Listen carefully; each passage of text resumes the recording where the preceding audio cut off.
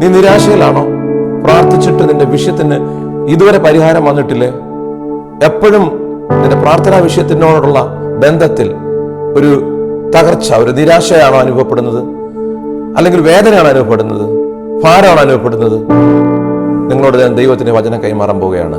മത്തായി സുവിശേഷം 4-ാം അധ്യായം അതിന്റെ 3, 4, 5 വാക്യങ്ങൾ പറയുന്നത്, പരീക്ഷകൻ അടുത്തു വന്ന് നീ ദൈവപുത്രനെങ്കിൽ ഈ കല്ല് അപ്പമായി തീരുവാൻ കൽപ്പിക്ക എന്ന് പറഞ്ഞു.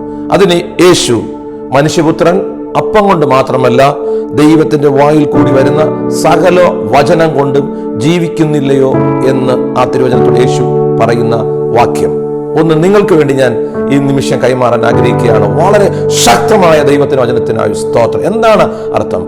ദുഷ്ടപിശാച, പരീക്ഷകൻ എന്ന് പറയുന്ന ഈ ലോകത്തിന്റെ ദൈവമായിരിക്കുന്ന, വീണുപോയ ഈ ലോകത്തിന്റെ ദൈവമായിരിക്കുന്ന ദുഷ്ടശക്തികൾ, ഇരുട്ടിന്റെ ശക്തികൾ, കുലപാതകത്തിന്റെ ശക്തികൾ, തകർച്ചയുടെ ശക്തികൾ, നിരാശയുടെ ശക്തികൾ, വെല്ലുവിളിയുടെ ശക്തികൾ, തോൽവികളുടെ ശക്തികൾ, പരാജയത്തിന്റെ ശക്തികൾ, മരണത്തിന്റെ ശക്തികൾ, ഇതിനെ പറഞ്ഞാൽ വേദപുസ്തകത്തിൽ വളരെ വിശാലമായി ഈ ശക്തിയുടെ പ്രവർത്തനങ്ങളെ കുറിച്ച് തിരുവചനം വെളിപ്പെടുത്തുകയാണ്. ഈ ശക്തികൾ എല്ലാം കൂടി ഒരു മനുഷ്യനെ ആക്രമിക്കുകയാണ്. യേശു ക്രിസ്തു അവിടെ നിൽക്കുകയാണ്. ഒരു മനുഷ്യന്, അതായത് ഒരു മനുഷ്യന്റെ എല്ലാവിധമായ ആ ദൈവത്തിന്റെ ആ നിയോഗത്താൽ നിൽക്കുകയാണ്. യേശു ഇപ്പോൾ പൂർണ്ണ മനുഷ്യനായി നാം വായിച്ചു കേട്ട വേദവാക്യത്തിൽ കർത്താവ് വെളിപ്പെടുത്തുകയാണ്. ഒരു ദൈവപുത്രനല്ല, പൂർണ്ണ മനുഷ്യനായി ഒരു മനുഷ്യൻ എന്ന നിലയിൽ യേശു ഇവിടെ അഭിമുഖീകരിക്കുന്ന വിഷയം എന്താണ്? അവരുടെ ജീവിതത്തോടെ ബന്ധത്തിൽ പറയുകയാണ്, ആവശ്യത്തിലൂടെ ബന്ധത്തിൽ പറയുകയാണ്, ഈ കല്ല് നീ അപ്പമാക്കുക. എന്നാൽ ഈ കല്ല് നീ അപ്പമാക്കി കഴിഞ്ഞാൽ നിനക്കത് ഭക്ഷിക്കാം. ഇതാണ് എപ്പോഴും സാത്താൻ എന്നെയും നിങ്ങളെ നോക്കി വെല്ലുവിളിക്കുന്ന വെല്ലുവിളി.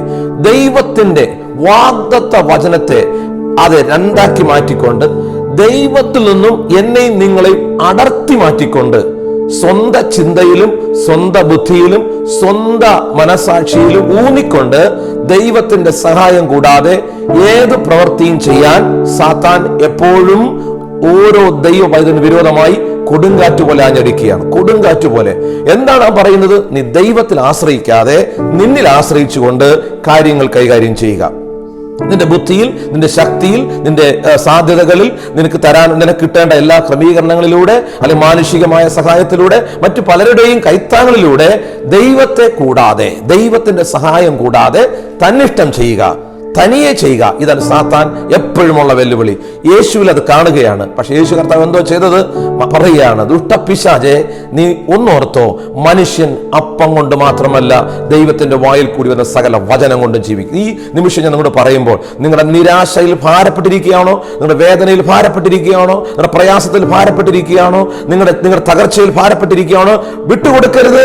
അവിടെ ശത്രു മറുഭാഗത്ത് അത് ചിരിച്ചുകൊണ്ട് സന്തോഷിക്കുകയാണ്. കാരണം ദൈവത്തിൽ ആശ്രയിക്കാതെ നീ നിന്നിൽ തന്നെ നിലനിന്നുകൊണ്ട് ആശ്രയിച്ചുകൊണ്ട് പരാജയപ്പെട്ടു പോകുക എന്നുള്ളതാണ് സാത്താന്റെ വെല്ലുവിളി.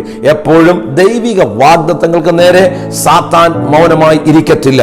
ദൈവം ഒരു കാര്യം പറഞ്ഞാൽ ആ പറഞ്ഞ കാര്യത്തിന് വിരോധമായി സാത്താൻ സകല ശക്തിയോടും കൂടി നിന്നിലേക്ക് അത് അവൻ പോരാടിക്കൊണ്ടിരിക്കും. ഇതാണ് സത്യത്തിൽ ഒരു ആത്മീക പോരാട്ടം. ഇവിടെ എന്താ നീ പറയേണ്ടത്? ദൈവവചനത്തിൽ ആശ്രയിച്ച് യേശുവിന്റെ നാമത്തിൽ അഭിഷേകത്തോടെ യേശുവിന്റെ നാമത്തിൽ നിന്റെ വാഗ്ദത്തം കൈവശമാക്കുക.